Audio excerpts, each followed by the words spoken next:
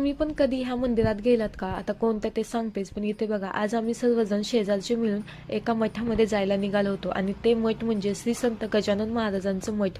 जे पुण्यामधील असतील किंवा देहू आळंदी रोडला राहत असतील त्यांना हे मठ माहितीच असेल, कारण हे मठ देहू आणि आळंदीच्या रोडलाच लागते आणि खूप सुंदर मठ आहे. तुम्हीही बघू शकता. खूप स्वच्छता आहे खूप, आणि तिथे गेल्यानंतर तर खूपच प्रसन्न वाटते आणि इतकी शांतता तर असते. खूप शांतमय वातावरण आहे तिथे. पण आम्हाला जायला खूप उशीर झाला होता. 6:30 ते 7 वाजल्या होत्या, कारण आमचा प्लॅनच ठरत नव्हता आणि शेवटी ठरला आणि आम्ही तिथे पोहोचलो. आणि एक आमच्या ताई तिथे अजून येणार होत्या, ज्या की आधी आमच्या शेजारी राहायच्या पण आता ते राहत नाहीत.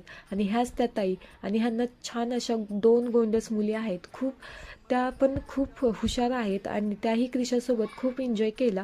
आणि नंतर मग आम्ही तिथे महाप्रसाद घेतला, जो की गुळाचा शिरा होता आणि खूप छान लागला होता तो.